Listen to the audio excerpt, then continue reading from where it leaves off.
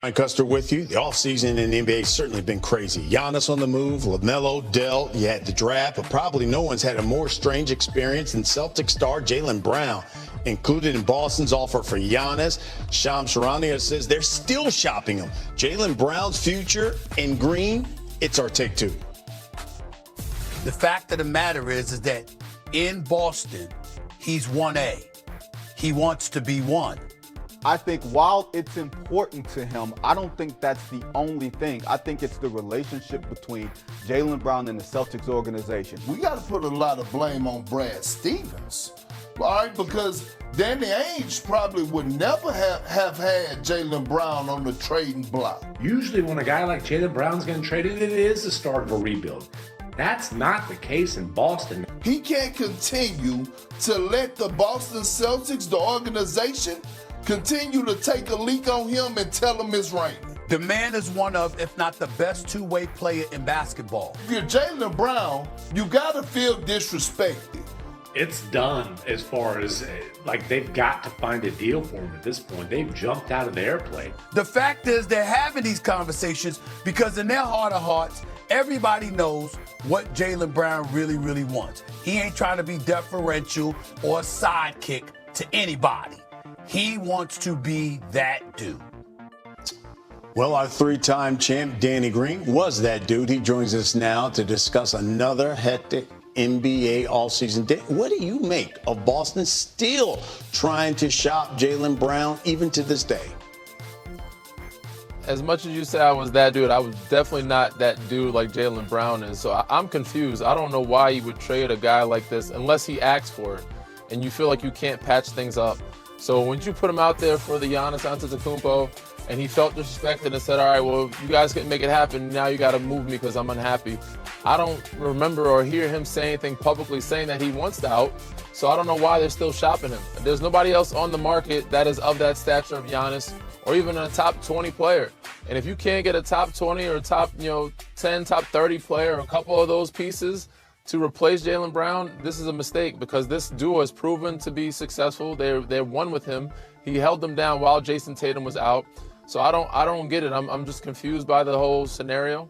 And unless he said he wanted out, I think you try to figure out a way to try to patch things up if it's not too late. All right, we'll see what happens. Danny Green, thank you. Shams Charania reporting that the Celtics have had active trade discussions with teams all week. They continued after a deal for Giannis that included Jaylen Brown fell through. In some of the talks, Boston asked for 4 first-round picks.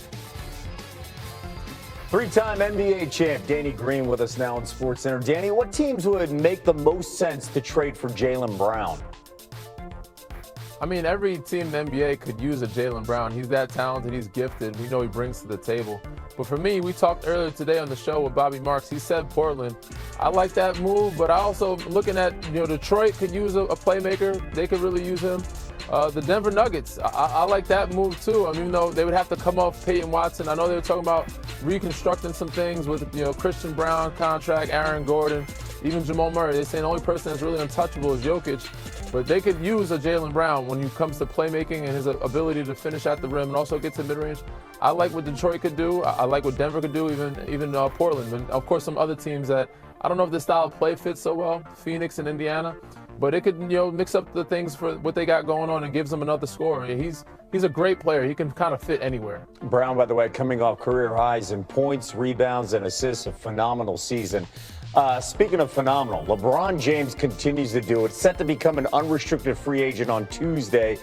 Danny, if he doesn't go back to the Lakers, what could be another potential option for the 41-year-old?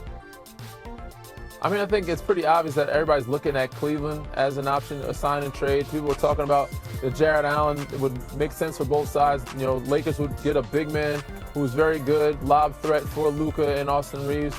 Then, of course, LeBron could do his farewell tour in his home city. So that's one option. I think other teams are looking at, the other side on the LA or for the Clippers. I don't know if that makes sense. I can't see him in another uniform outside of the teams that he's already played for. and I don't see him going back to Miami. So I think it's really Cleveland or LA, and those are the two teams I think they have the best chance at landing him. Yeah, keep in mind, LeBron has played 11 of his 23 seasons with Cleveland. Also, you spent time with him there in Cleveland. With his new team. As we welcome in our esteemed panel, we have Bobby Marks, who must have flown overnight from New York, Janae Ogumake, Danny Green. So psyched to be talking to you guys about everything that has been happening. But first, Bobby, you know he has to keep it real for us. So, in terms of value, how's Jaylen Brown viewed around the league? Hannah, it's all over the place. I think it's a matter of what teams you talk to. I think it's the analytics versus the eye test. The analytics are not great. When you look at Jaylen Brown the last 4 years, Boston's net rating is better with him off the court. This past year, they were a +10 when Brown was off the court.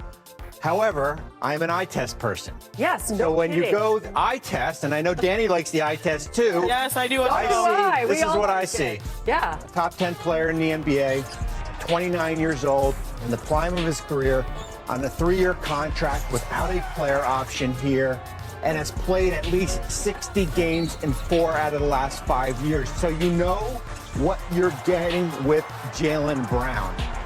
So it's all over the place. He literally kept them afloat with Jason Tatum on the bench. They exceeded expectations. Yes, I mean, again, I'm more of an eye test person, analytics. What did Josh Hart? Well, they call it strategy now, Danny. Okay. Is that what they call it? It's a fancy name. So yeah.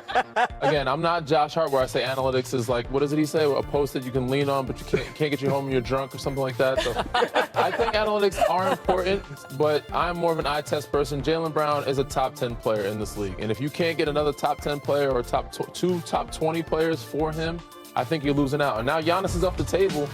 What are you looking for? Why are we still dangling this guy out here unless you for sure have a certain U-turn or reroute of a person or pieces that makes sense? There are teams that we'll discuss later on, but I just don't see it. Unless somebody else is willing to give up another franchise guy for Boston, why would you break up this duo that has shown that they've been successful over the last 2 or 3 years?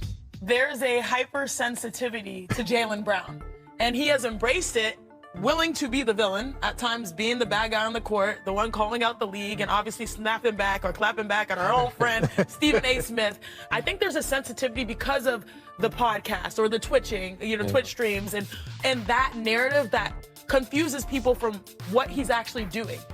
I'm an analytics girl. I didn't even know the numbers were like that with Jaylen Brown. I don't even care about it. I'm the first person that would care about it. But how much do you think we should care about the off-the-court stuff? Because you just named a whole bunch of social media platforms, to me, as opposed to what he does on the court and pairing with a healthy Tatum. If what he's saying is so egregious, then I think that's a hypersensitivity, because at the end of the day, when he shows up on the floor, he's everything that you want to That's be. what I'm saying. He's the guy who, like you said, was a finals MVP, like someone that is a 5-time All-Star, is 29 years old. And when his team needed him to rally, he did it this year at a very, very high level. And so I understand the narratives might look a little sus, okay? They might look a little sus with what he says, this being my favorite year and stuff. But like, you won a championship with those two together, it must take an act of God, something huge, in my opinion, to break it up. But it seems like the 4 first-round picks is almost like telling us, oh, we'll do it, but you're going to have to give us everything. It just feels like that relationship would have to be so fractured to make this like a done deal where they have to move him. But you told us they're actually calling people. Yeah, right? listen, so this is not makes them sense just here? This is not just them taking calls. And Right. certainly they've talked with teams here. I think when you look around the league here, and I'm just going back to my days with the Nets when Mikhail Prokhorov